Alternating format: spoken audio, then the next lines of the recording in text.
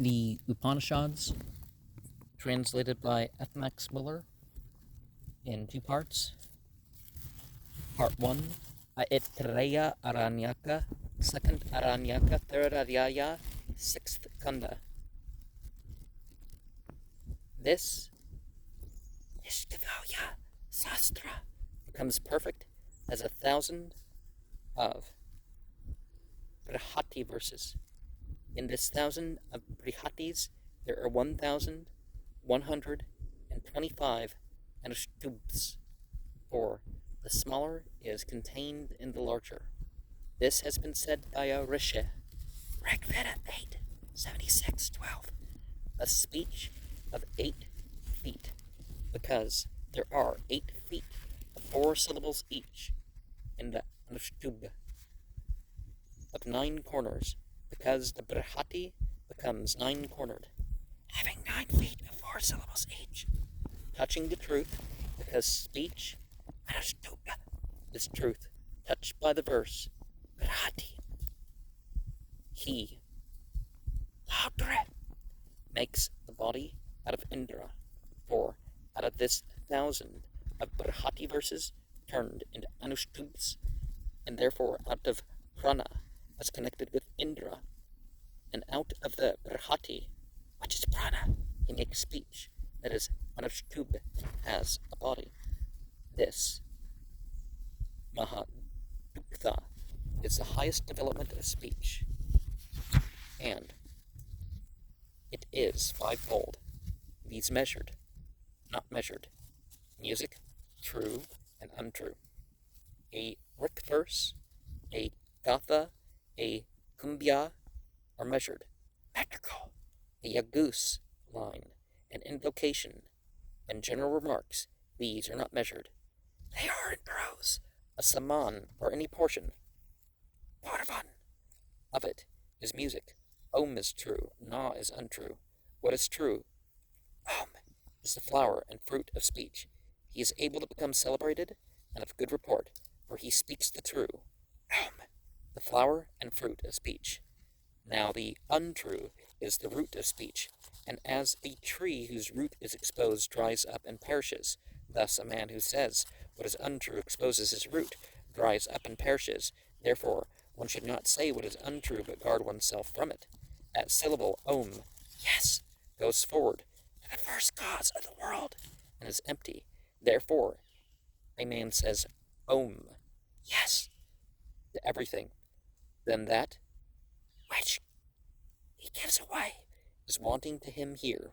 If he says Om, yes, to everything, then he would empty himself, and he would not be capable of any enjoyments.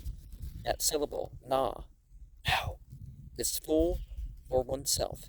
If a man says no to everything, then his reputation would become evil, and that would ruin him here. Therefore, let a man give at the proper time only, not at the wrong time. Thus he unites the true and the untrue, and from the union of those two he grows, and becomes greater and greater. He who knows this speech, of which this is a development, he is clever. Is the whole of speech, and manifested through different kinds of contact, mutes, and of wind, sibilants. It becomes manifold and different. Speech, if uttered in a whisper, is breath, is spoken aloud, it is body. Therefore, if whispered, it is almost hidden, for what is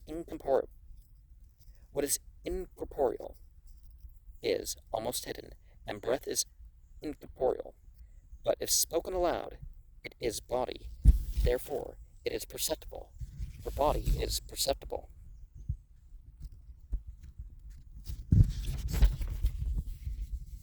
Vak, speech, taking the form of Anushtubh and being joined with the Rik, or the Brihati, touches the true, i.e. Prana, breath, which is to be meditated on under the form of the Brihati.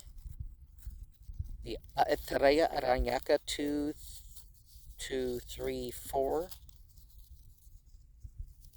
Oh, there's different words for the verses, but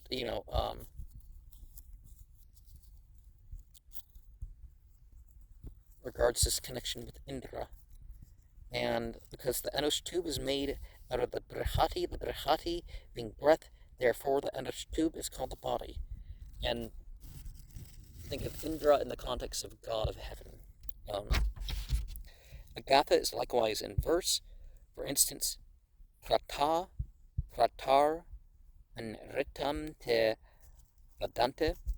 A kumbya is a metrical precept such as Brahma kar yasya potsanam karma kuru devama svapsih, and so on. General remarks such as Arthavadas, explanatory passages, also gossip, such as is common in the king's palace, laughing at people and so on. The untrue is the root of speech, as diametrically opposed to the flower and the fruit, which represent the true. Is wanting to him here, then that man is left empty on earth for that enjoyment. And I can't help but think maybe the 8 relates to the whole, not only just spider, but Orion in some cultures is a spider. So